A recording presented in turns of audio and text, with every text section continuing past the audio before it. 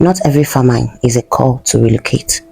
Some are a call to realign. In Ruth chapter 1 and all through chapter 4 tells us a story about Naomi and Ruth.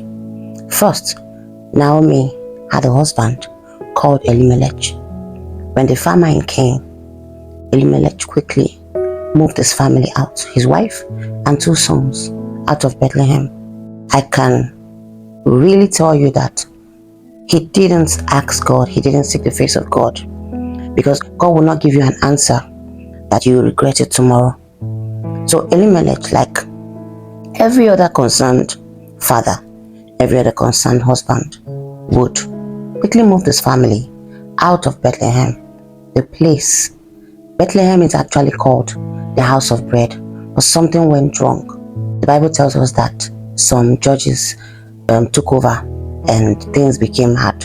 So it was something that happened, but that is not our topic. We'll talk about that in other episodes.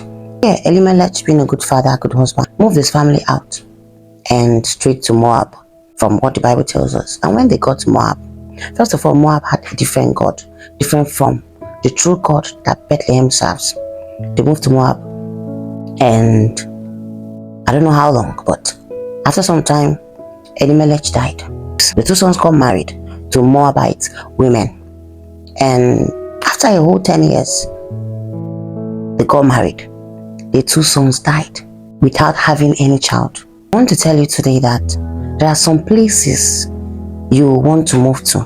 Have you seek the face of God? Have you asked God, is this where I'm going to? Yes, normally, looking at the whole issue, looking at it the way humans or any other reasonable person want to look at it, there's famine there. Why should we still stay there? But do you know that down the line, when Naomi returned, blessings were waiting for her in Bethlehem? Bethlehem, place of bread, was where God designed that Naomi and her family would be blessed. But out of maybe fear, hunger, and there are some other people, when Naomi returned, that still recognized her, that recognized Naomi when she returned. Which means if the famine killed, he didn't kill everyone. Maybe Elimelech and his 2 sons would still be alive. Then tell me, if that land was favorable for them, how come not 1 son, but 2 sons that got married the same time? After 10 years, both died without a child. Before you move, before you make that move concerning that business, family, especially when it comes to family, where you move your whole family out, you seek the face of God. You ask God, this decision I'm about to take, are you with me on this? I will not go if you don't go with me. Ensure that wherever you're going to, do you know the beautiful thing about God going with you? He is the one that made you. He sees the end from the beginning. He knows the end of every matter. I would rather stick to a God that knows the end of me, that knows the end of that place I'm going to, that knows if that place will favor me, that knows if I will be blessed with children there, that knows if the land will favor me. Because there are actually some people that some lands don't favor. And Elimelech and his family are one of them.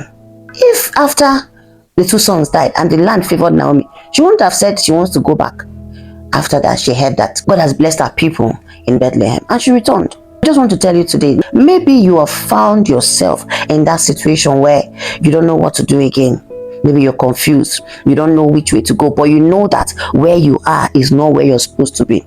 It is not late. You can still return like Naomi, because mercy is always available. Approach the throne of grace to obtain mercy and help in time of need. No matter the state, it might be Japa, it might not be Japa, it might be something different from Japa. Whatever the issue is, this story is relatable in business, in life, in relationship, in marriage, whatever it is. You can relate it to where you take a decision, you make a bold step without going with God. You can still return. You can still return right there where you are. Ask him, Father, I know, I can feel it in my heart that this journey, you were not with me on this, but I know that you're a merciful God. I know that you're a God that can lift up a building and adjust the foundation. I know you can still rewrite my story. Do you know that even when Naomi wanted to come back, Ruth insisted that she was going to come? So somehow, the same family that was supposed to favor Naomi was the same family a relative of Elimelech. That was who Ruth got married to, Boaz. Naomi's blessing was originally from that same lineage, but out of fear, hunger, what the tomorrow holds, they left. But God, merciful God, still kept a spot for Naomi. Tell me, why all this? Why was Boaz a wealthy man, had everything all together, God-fearing, well taught, well put together, nice, kind, and I'm sure he's also cute, and he was not married until a widow showed up and they told him about the story, and that's the one he preferred. God is a merciful God, though. He is. You can still return. There is a place for you always. It's never too late. God bless you. Thank you for listening.